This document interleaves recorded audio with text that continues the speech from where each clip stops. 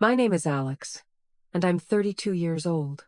For the last 5 years, I've lived in my childhood home, a charming two-story colonial with a sprawling oak tree in the front yard that I used to climb as a boy. But I don't live here as a son mooching off his parents. I live here as the owner. When my mom and dad, Carol and David, retired, they wanted to downsize but couldn't bear the thought of leaving the neighborhood they'd known for 40 years. So we made a deal, a handshake agreement over a Sunday dinner that would come to define my life. I would take on the new mortgage in my name, pay every single monthly installment, cover all the bills from the steep property taxes to the fluctuating electricity.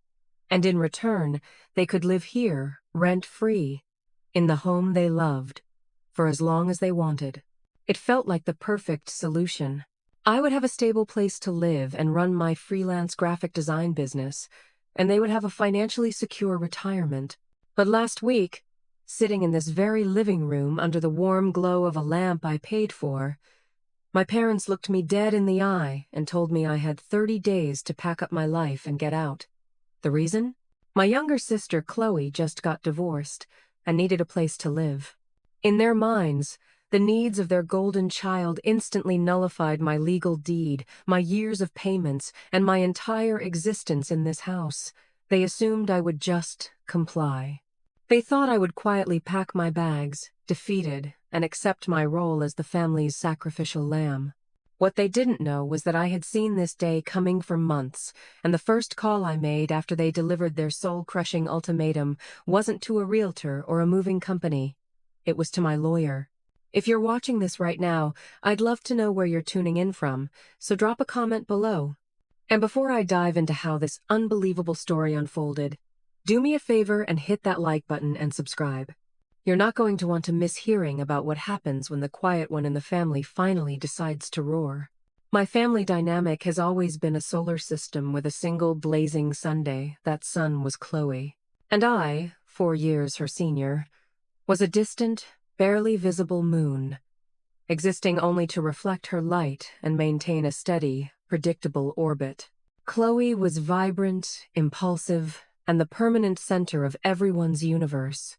When she got an A on a test, it was proof of her genius. When I got a perfect score, it was just expected.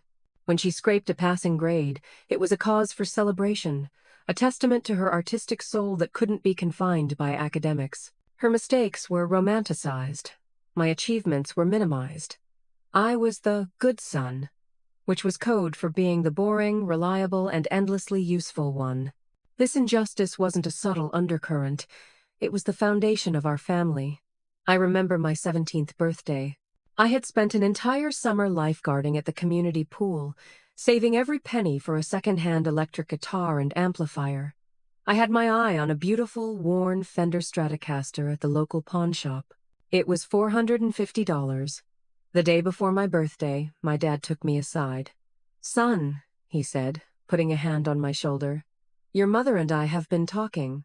Chloe's school trip to Washington, D.C. is next month, and it's a bit more expensive than we realized. She needs spending money. Would you mind terribly?" I knew what was coming. I ended up loaning him $300 of my guitar money. Chloe went to D.C. and came back with a mountain of souvenirs. I never saw that money again. For my birthday, my parents gave me a practical sweater. When I asked about the loan a few months later, my dad looked at me with genuine confusion. "Don't be a scorekeeper, Alex. We're a family." This pattern repeated itself endlessly. My college fund was an investment I was expected to repay, and I did, with interest from my 2 part-time jobs. Chloe's fund was a gift that she used to fund a half-hearted attempt at a liberal arts degree before dropping out to find herself on a trip to Bali, also funded by my parents. I was the family's silent financier, the on-call handyman, the designated driver, the stable bedrock upon which Chloe's chaotic life could be built. I accepted this role because I thought it was my price of admission into the family. I thought that by being endlessly useful, I was earning my place. So when the opportunity to buy this house came up, it felt different. It felt concrete. The mortgage was in my name. The deed was in my name. For the first time, my contribution wasn't just a favor. It was a legal and financial fact.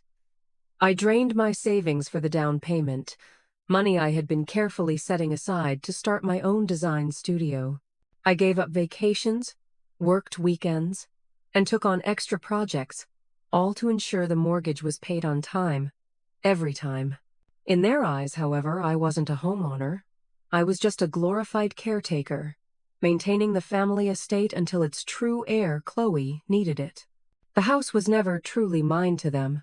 It was just the grandest version of the safety net I was always expected to provide.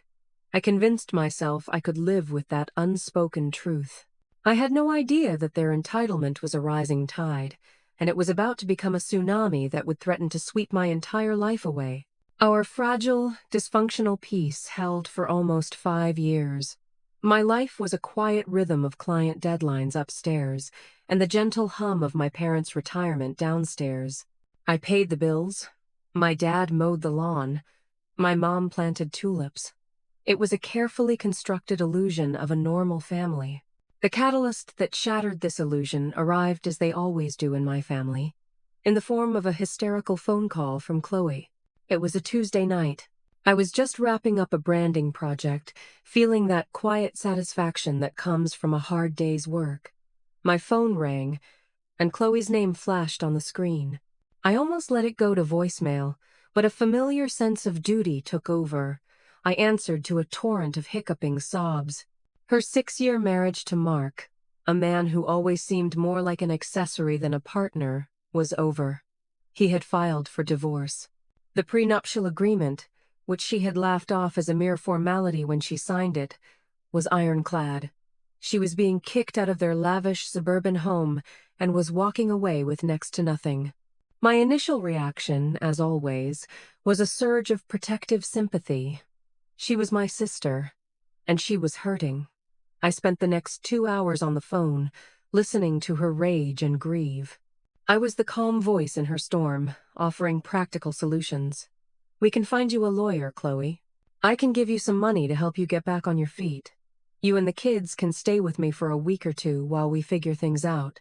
That last offer was a mistake. It was a small crack in the dam, and I had just handed them the sledgehammer to break it wide open. "Thanks, Alex," she sniffled, her voice thick with manufactured vulnerability. "You're always the one I can count on." The very next day, the strategy session convened. My parents summoned me to the living room for a family meeting. Chloe was there, wrapped in a blanket on the sofa, playing the part of the tragic heroine. My parents sat opposite me, their faces a mask of solemn concern. "Alex," my mother began, her voice low and serious, "this is a crisis. Chloe and the kids are about to be homeless. We have to do something." "I agree," I said immediately. "I'm already looking at 2-bedroom apartments for her online. There are a few decent places in the next town over. I can cover the security deposit and the first month's rent to get her started." My father shook his head, a slow, deliberate motion that sent a chill down my spine. "An apartment isn't the answer, Alex. She can't be alone right now. She needs family. The children need their grandparents." The trap was being set, and I was walking right into it. "So, she can stay here for a few weeks?" "Like I said, we've been talking," my mother said, avoiding my eyes, "and we think the only real solution is for Chloe and the kids to move in here." I stared at them, the pieces clicking into place with sickening speed. "Move in here? Permanently? Mom, there's no room. I have my bedroom, you have yours, and the third room is my office. My entire business is in that room.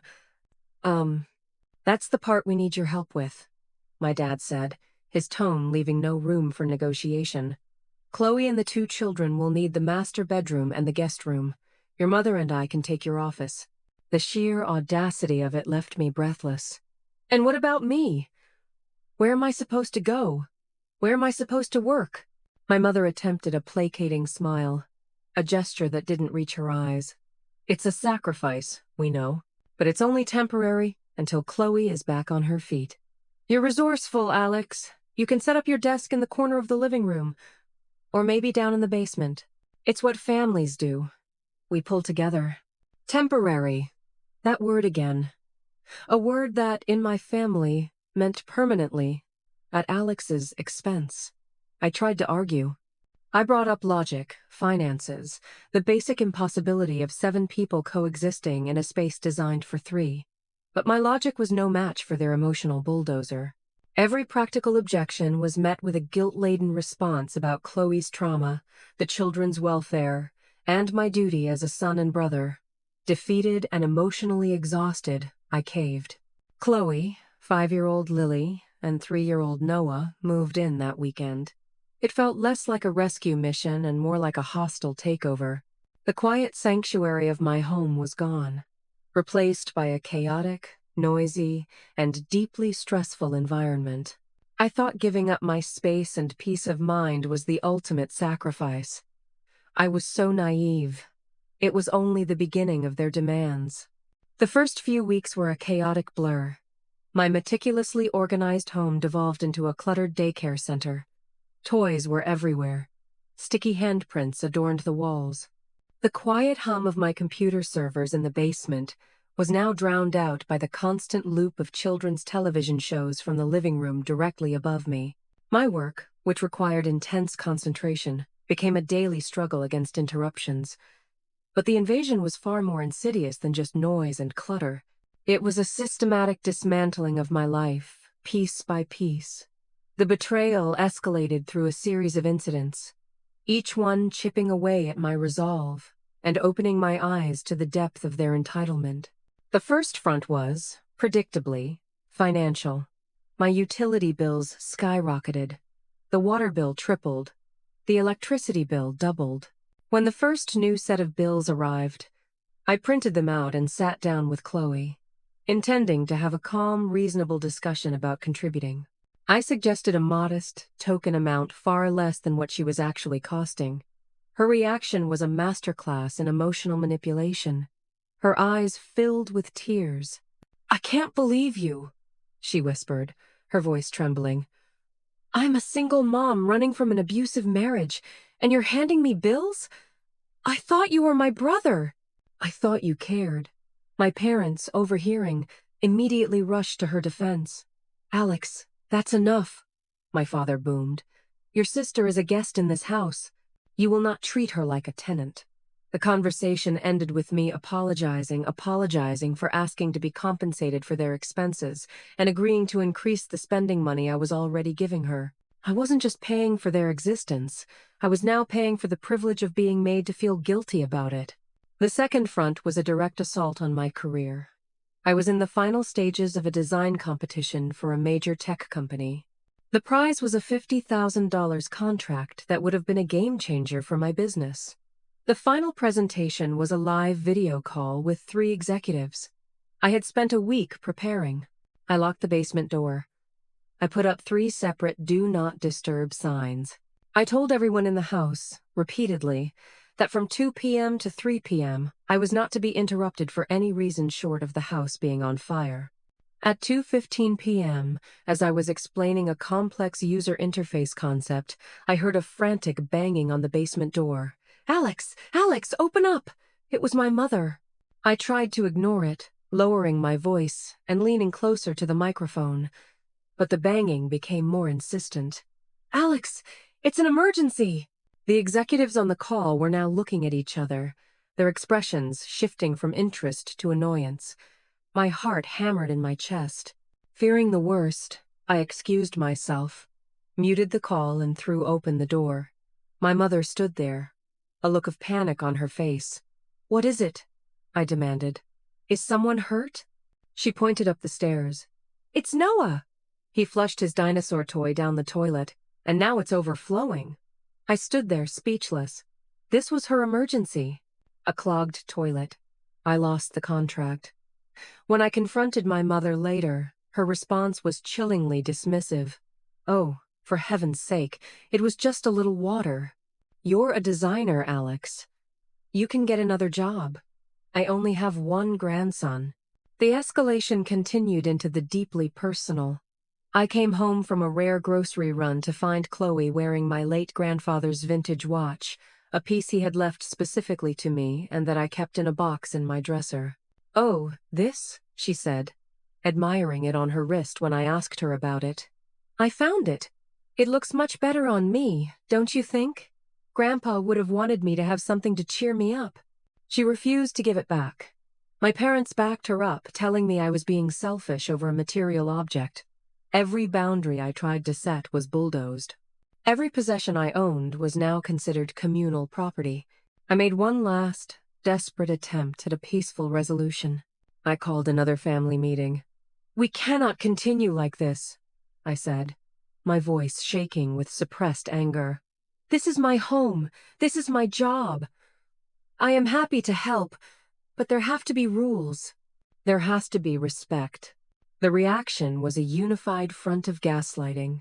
"You're making this all about you, Alex," my mother said, shaking her head in disappointment. "We're a family in crisis. And you're worried about a watch?" "It's not about the watch. It's about respect," I insisted. "Respect is earned, son," my father said, his voice cold and hard. "And right now, you're not acting very respectably. You're acting like a spoiled child who doesn't want to share his toys." I felt the walls closing in. They had twisted reality so completely that I was now the villain of the story. I was the selfish one. I was the problem.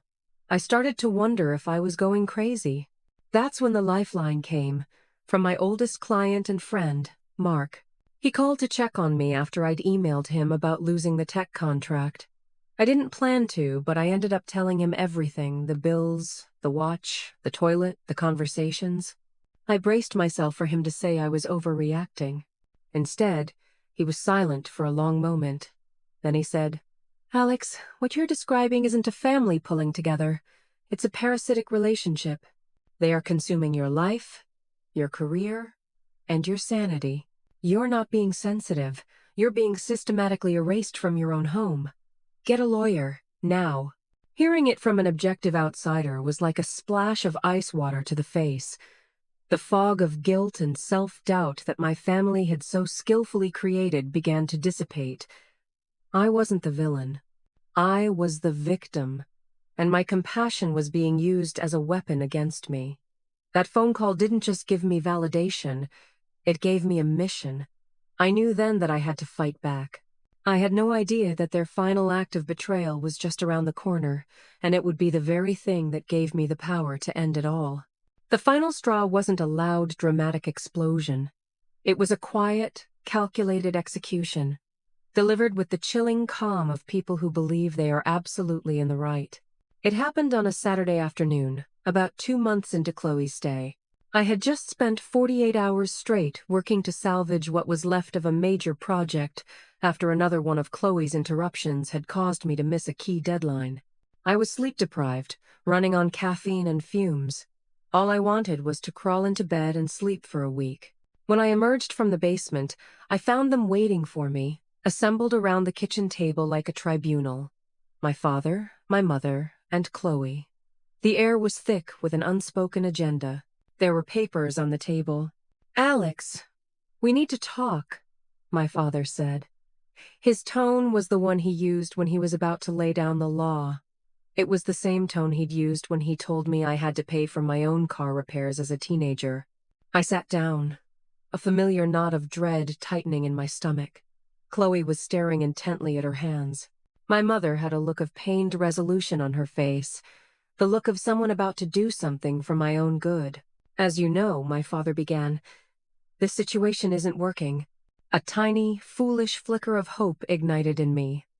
Were they finally going to admit this was unsustainable? Were they going to suggest finding Chloe her own place? "Chloe and the children can't thrive in this environment," he continued. "There's too much tension, too much negativity." He said the last word while looking directly at me. "So," my mother picked up, "we have had a very long and very difficult conversation. We've looked at this from every angle, and we've come to a decision that is what's best for the family as a whole." She took a deep breath. "Alex, Chloe, and the kids are going to stay here." I frowned, confused. Okay. And? I thought that was the current plan. No, you don't understand. Chloe finally looked up, her eyes glinting with something I couldn't quite decipher. It wasn't sadness. It was triumph. We're staying here, and you're not. The words hung in the air, nonsensical and unreal. It felt like a line from a movie, too melodramatic to be happening in my own kitchen. I'm sorry, what? Did I hear that right? This is not a joke, Alex, my mother said, her voice turning sharp and defensive. We are being perfectly serious. Chloe's need is greater than yours. She is a single mother with 2 children to protect. You are a single man with a successful career. You can afford to rent an apartment. It is the only logical and compassionate solution. The room tilted. My ears were ringing. I looked from face to face, searching for some sign that this was a horrible, cruel prank. I found none. They were serious. They had deliberated and decided to make me homeless, to evict me from the house I owned, that I paid for, that I had poured my life into. This is my house! The words ripped from my throat, raw and desperate. My name is on the deed. I pay the mortgage. My father waved his hand dismissively, a gesture of such profound condescension it knocked the air out of my lungs. That's just paperwork, Alex. A legal technicality. In our hearts, this will always be the family home, and the family has decided that Chloe needs it more. We're giving you a month, 30 days, to find a new place, pack your things, and be out. That was it. The breaking point. The moment the last thread of filial duty inside me snapped. In that instant, all the love and respect I had for them curdled into something cold and hard. They weren't my family. They were squatters with a sense of entitlement so vast it was almost impressive.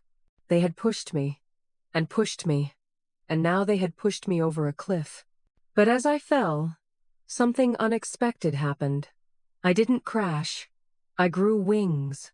A strange glacial calm settled over me. The hurt, the panic, the rage had all receded, replaced by a singular, diamond-hard purpose. I stood up from the table. My movements felt slow and deliberate. Where are you going? My mother asked, her voice laced with caution. I turned at the doorway to the basement. And for the first time, I think they saw someone they didn't recognize. The compliant, quiet Alex was gone.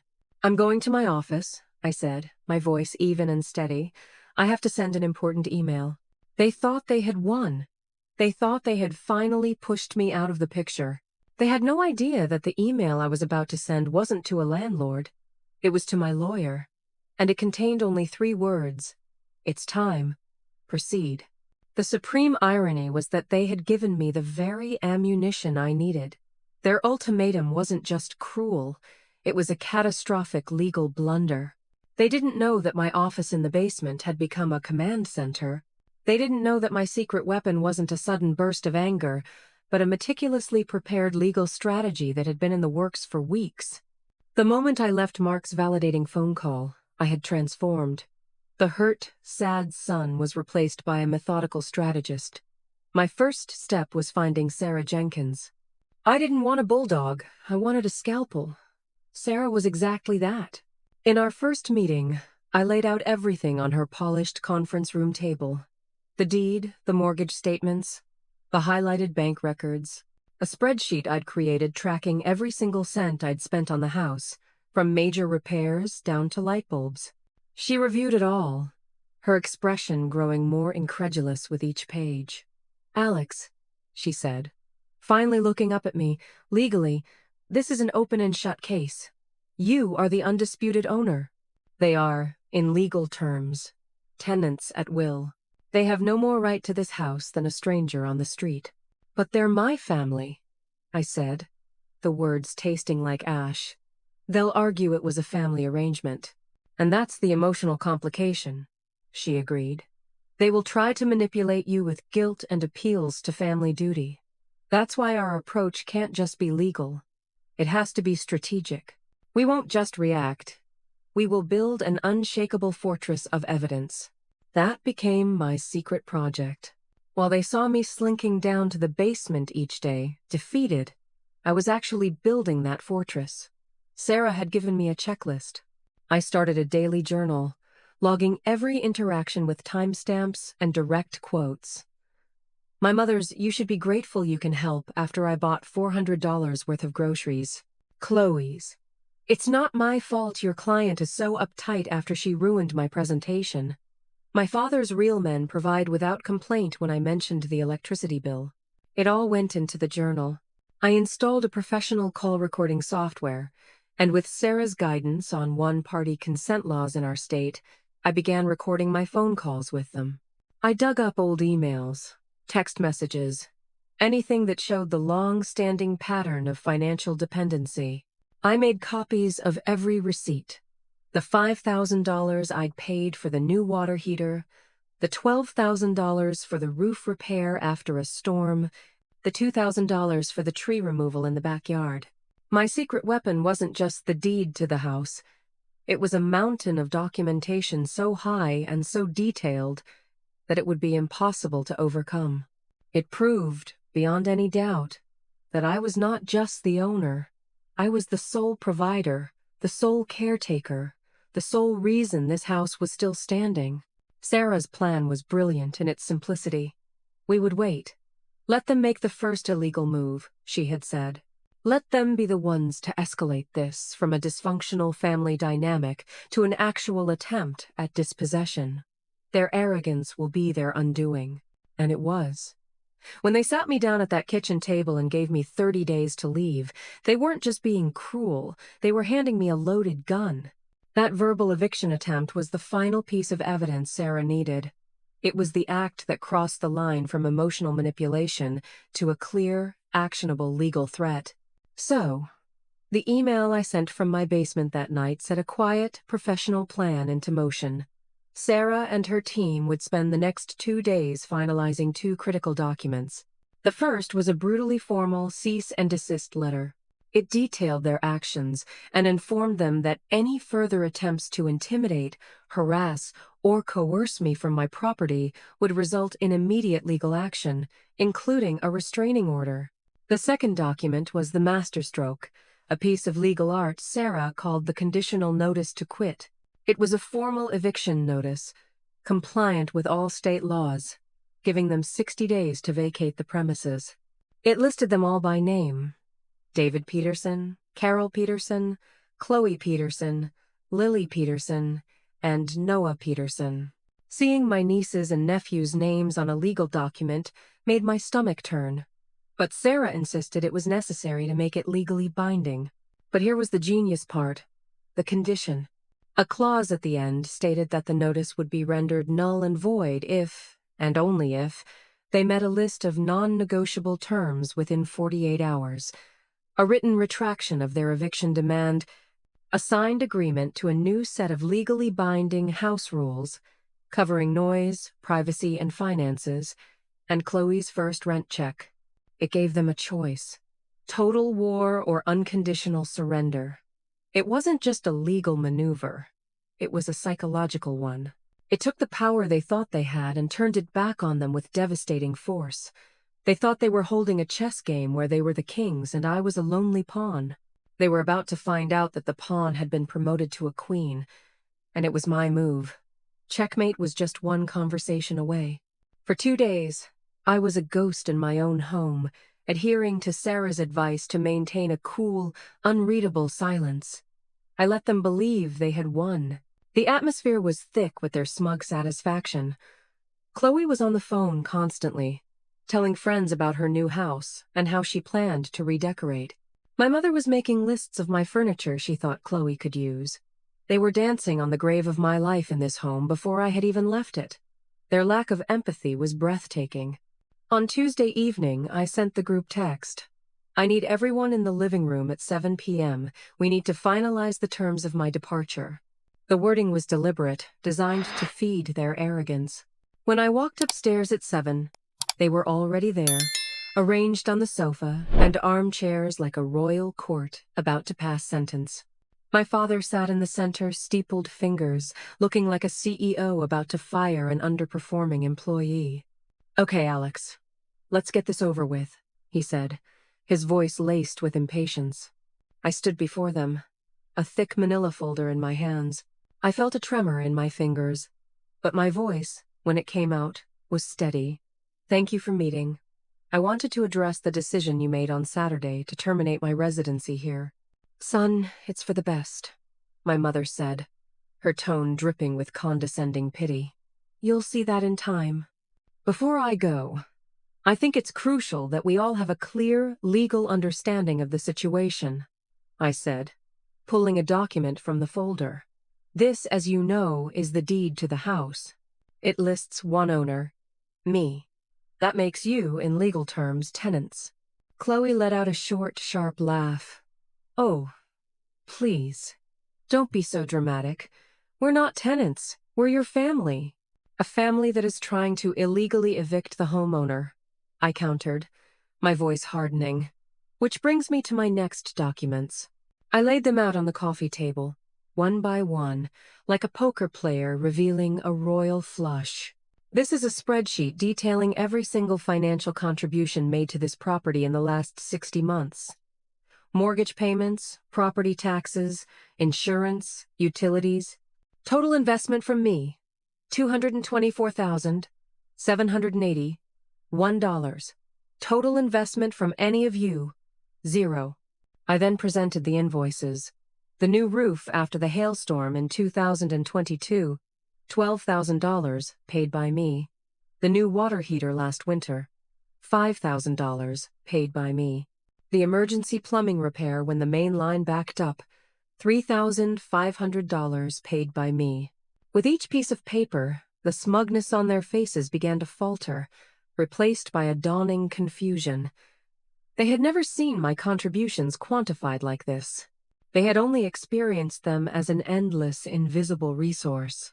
"So, we have established legal ownership and sole financial responsibility," I said, my voice gaining strength. "Now let's discuss your demand that I leave." I paused, letting the weight of the moment sink in. "Based on this demand," I continued, "and on a pattern of escalating harassment, my attorney, Sarah Jenkins, has prepared these for you." I pulled out the 2 sealed envelopes and placed them on the table. "One for you, Mom and Dad, and one for you, Chloe." My father snatched his envelope, tearing it open aggressively. Chloe followed suit, her movements more hesitant. I watched their eyes scan the documents. I saw the exact moment the words "cease and desist" registered on my father's face. His jaw tightened. I saw the color drain from my mother's face as she read the words "legal action" and "restraining order." But the real explosion came from Chloe. She stared at the second document, her mouth opening and closing silently for a few seconds before she found her voice. "Notice to quit!" she shrieked, jumping to her feet. "Are you insane? You're evicting us? Your own family? The mother of your niece and nephew?" "It's a conditional notice, Chloe. I suggest you read the entire document before you have a complete meltdown," I said calmly. My father was now reading the second page, his face a mottled shade of red and white. "What is this nonsense? Conditions?" "The conditions are quite simple," I explained, taking control of the room. "The eviction notice, which gives you 60 days to vacate my property, will be immediately and permanently withdrawn if you do the following within the next 24 hours. 1. You will provide me with a signed, written letter, retracting your demand that I leave. 2. You will all sign a family occupancy agreement, which my lawyer has drafted. It outlines new house rules regarding privacy, noise levels, and respect for my work and personal property. It is legally binding." I paused, then looked directly at Chloe. "And 3. You will provide me with a cashier's check for the first month's rent, calculated at a fair market rate for 2 bedrooms, plus your 1/3 share of the estimated utilities. The total is $1,850. It is due by 5 p.m. tomorrow." The room was utterly silent, except for Chloe's ragged breathing. They were completely cornered.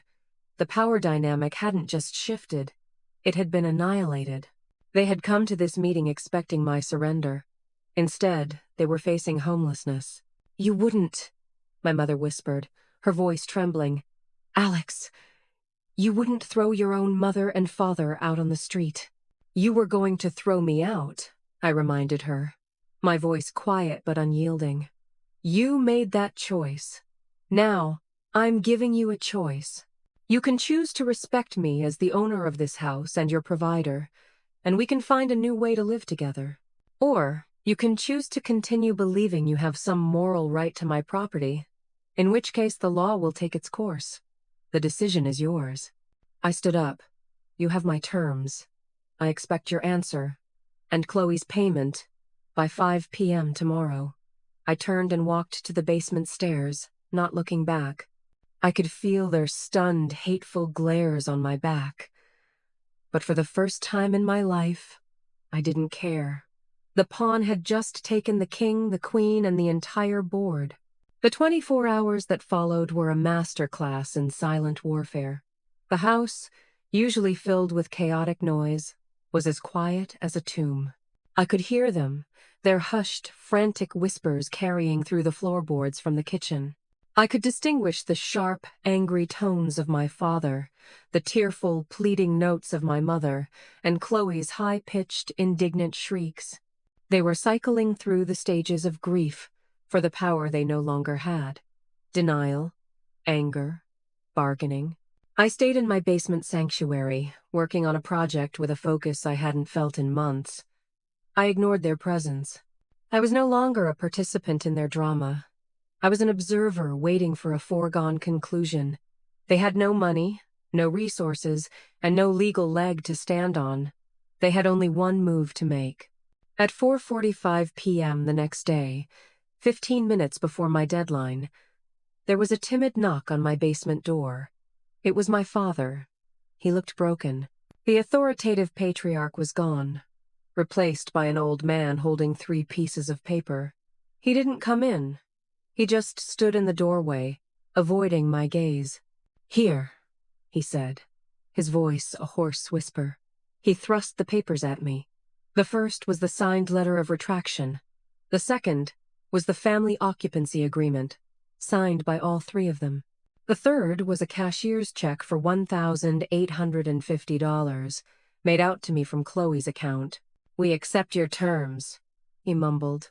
He then turned and walked away before I could say a word. There was no apology, no acknowledgement of the pain they had caused. Just a cold, bitter surrender. But it was a victory nonetheless. My new dawn didn't arrive with a brilliant sunrise. It crept in slowly, quietly. The first change was reclaiming my office. That weekend, I moved my parents' belongings from my creative space back into the guest room. I was polite, but my actions were non-negotiable. I then went to the hardware store and bought a high-quality deadbolt for my office door. Installing it was one of the most satisfying things I have ever done. It was more than a lock. It was a physical manifestation of my new boundaries. Life under the new regime was tense. Chloe would leave her rent check on the kitchen counter on the first of each month without making eye contact. My parents would give me curt, one-word answers when I spoke to them. But the rules of the occupancy agreement were followed to the letter. The noise was kept to a minimum. My office door was never knocked on without a text message first. My mail was left unopened. A fragile, resentful peace settled over the house. The most profound change, however, was internal. A weight I hadn't even realized I was carrying had been lifted. It was the weight of constant expectation, the crushing burden of being the family's shock absorber. Without it, I felt lighter, more focused, more myself. I no longer walked on eggshells in my own home. I played my music. I cooked what I wanted to eat. I invited friends over. I took back my life, one small, defiant act of normalcy at a time. Their new reality was stark. Chloe, forced to contribute financially, had to get a job. The reality of a minimum wage position, childcare costs, and her own debt was a harsh teacher. My parents, no longer the undisputed rulers of the household, became more withdrawn. The engine of their family life, a combination of my resources and Chloe's needs, had stalled. They were forced to sit in the quiet and confront the consequences of their own making. 3 weeks after the confrontation, Mark called to check in.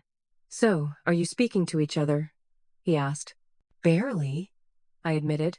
"But the lock on my office door is beautiful." He laughed. "Good for you, Alex. You didn't just save your house. You saved yourself." He was right. I hadn't just won a legal battle. I had performed a rescue mission on my own soul. I had left the toxic dynamic without packing a single box. I had stayed, stood my ground, and transformed my prison back into my sanctuary. The emotional wreckage was still there to be sorted through, but for the first time, I felt like I had a future that was truly my own, built not on sacrifice, but on self-respect. 5 months. It can feel like a lifetime, or the blink of an eye. For me, it was both. 10 months after the night I reclaimed my home, the silence that filled its halls was no longer the heavy, suffocating silence of a Cold War. It was peace.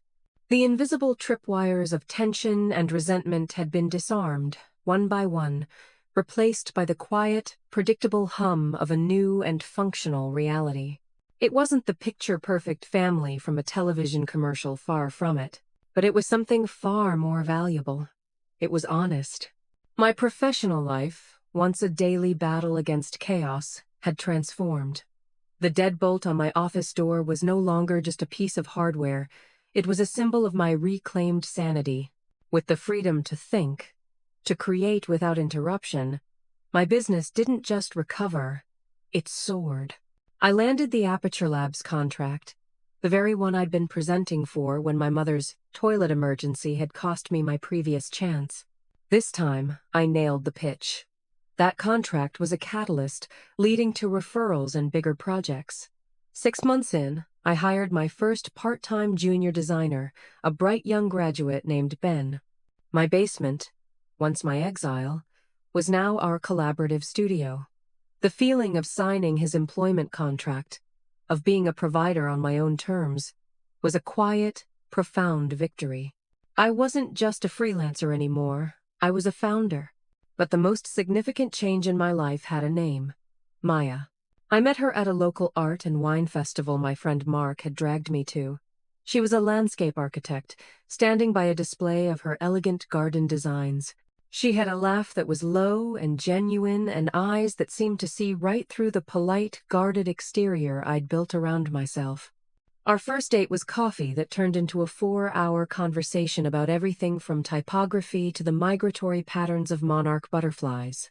She was brilliant, centered, and carried a calm that felt like coming home. Bringing her into my house for the first time was terrifying. It felt like introducing a beautiful, healthy plant into a biome that had, until recently, been toxic. As we stood on the front porch, I hesitated, feeling the need to warn her. "So, full disclosure," I began.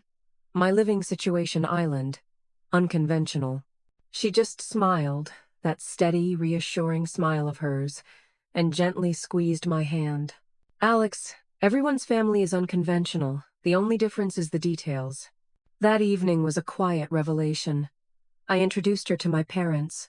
They were polite, almost formal, their behavior dictated by the unspoken rules of the New World Order. They saw Maya not as an intruder, but as a guest of the homeowner. They saw the happiness in my eyes and understood, perhaps for the first time, that my life had its own orbit now, one that no longer revolved around them. Chloe was there, picking up the kids. She offered Maya a tight, almost imperceptible nod, a silent acknowledgement that was worlds away from the hostility of the past. Later that night, after Maya had left, I realized no one had made a single passive-aggressive comment. No one had tried to undermine my happiness. It was a small thing, but it was everything. The wheels of a quiet, unforced justice had been turning for my family.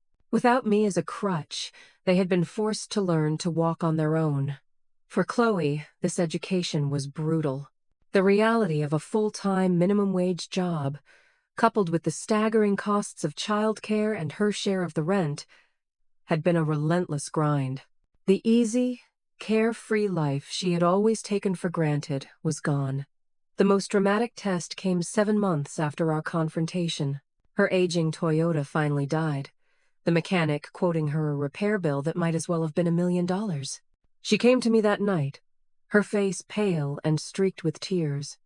It was a scene I had played out 100 times before.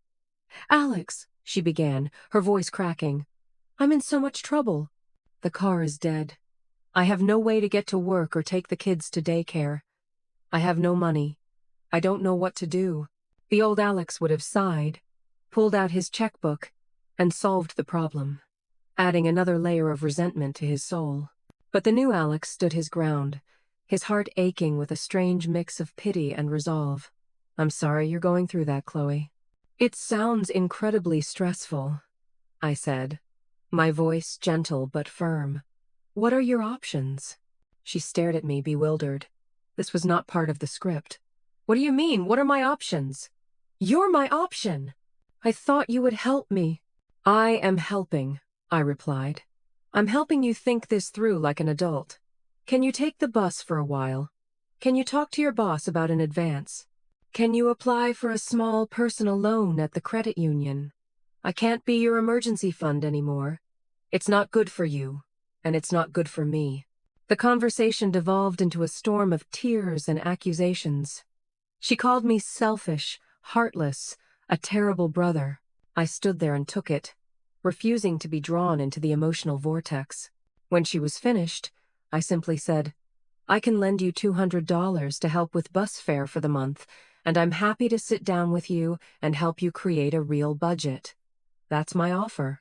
She stormed off, slamming her bedroom door. For 2 days, she gave me the silent treatment. But on the 3rd day, I saw her at the kitchen table before I left for work, a newspaper open to the classifieds, circling ads for used cars. Later that week, she took a second job, waitressing on weekends. My parents, seeing her genuine effort, loaned her a small amount. A month later, she bought a reliable 10-year-old Honda on her own. It was the first major problem she had ever solved without me. Our relationship didn't magically heal, but a tiny seed of respect had been planted. She had seen a boundary, and after crashing against it, had learned to walk around it. My parents, too, had been forced into a new chapter. Their lives had been defined for so long by their roles in the family drama, rescuing Chloe, managing me. Without that drama to direct, they had to find a new purpose. My dad poured himself into his garden, joining the local horticultural society and becoming a surprisingly fierce competitor in the district rose shows. His identity shifted from Chloe's father to the guy with the prize-winning Queen Elizabeths. My mom, after decades of talking about it, finally signed up for a pottery class. Her first few creations were lopsided and clumsy, but she displayed them on the mantelpiece with a pride I hadn't seen in her for years. They were slowly, tentatively, building lives that were their own, separate from their children. The closest I came to a true reconciliation happened on a cool autumn evening. Maya and I were on the back deck, wrapped in blankets, watching the sunset. My dad came out to deadhead some zinnias. He was quiet for a long time, the only sound the rhythmic snip of his shears. "That Maya," he finally said, his back still to me. "She's a good woman. You seem happy, Alex." "I am, Dad. Very happy." He stopped snipping and turned to face me. His eyes were watery in the fading light. "You know," he said, his voice thick with an unfamiliar emotion, "I was wrong. About everything. We saw you as so strong, so capable. We just assumed you could handle anything we threw at you. We used your strength as an excuse to ignore our own responsibilities. It wasn't fair. This house, you've made it a good home. You earned it." The words I had unconsciously been waiting to hear my entire life hung in the air between us.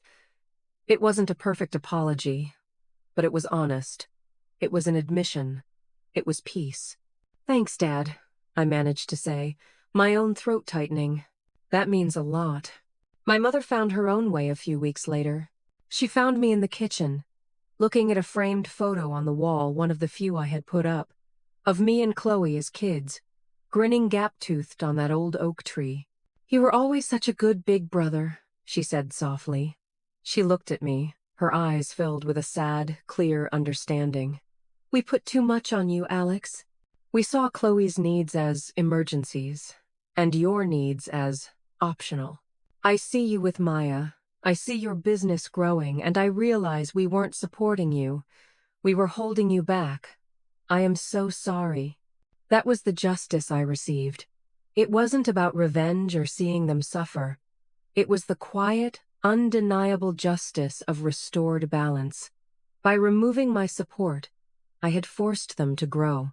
By standing up for myself, I had given them the unwelcome gift of self-reliance.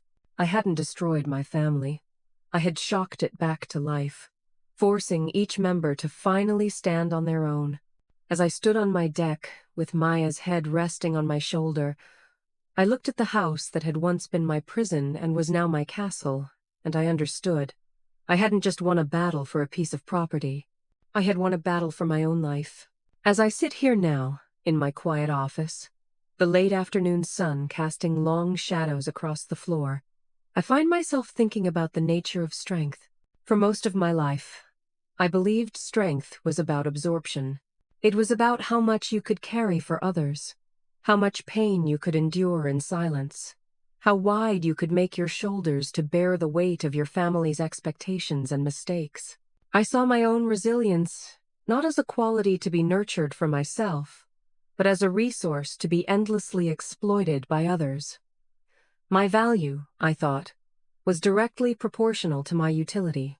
I was the family's bedrock, and the purpose of a bedrock is to be solid, silent, and uncomplaining, even as the weight upon it grows heavier and heavier.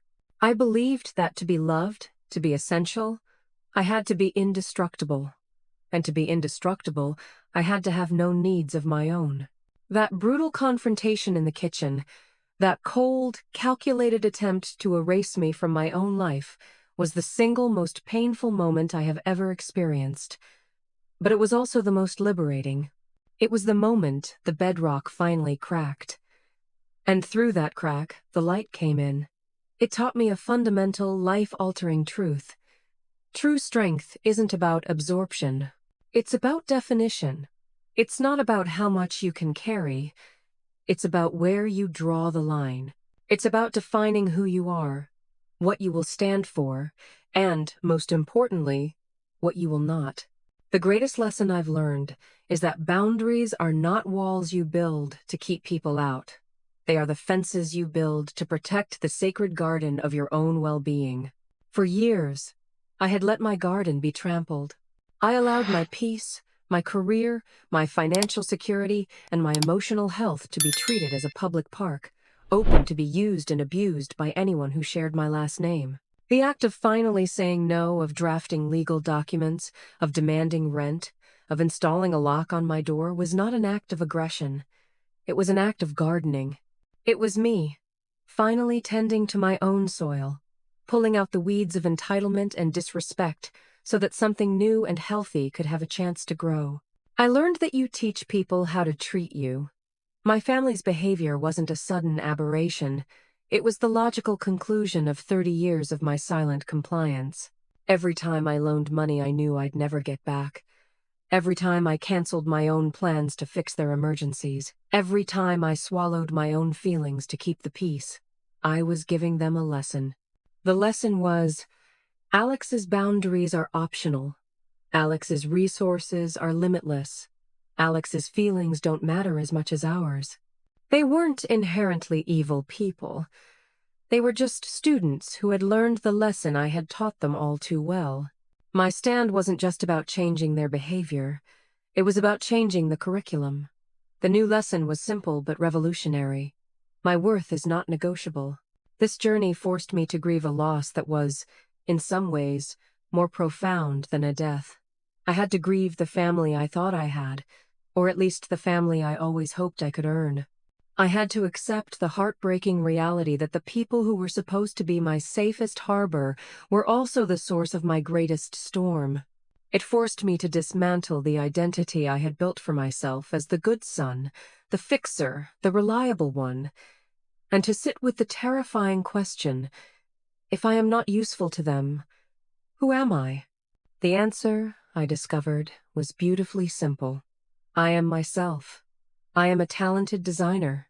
I am a loyal friend. I am a man who loves the quiet of the morning and the smell of old books. I am a partner to an amazing woman who values me for my heart, not for my wallet. My identity isn't something granted to me by my family based on my performance. It is inherent to my being. Reclaiming my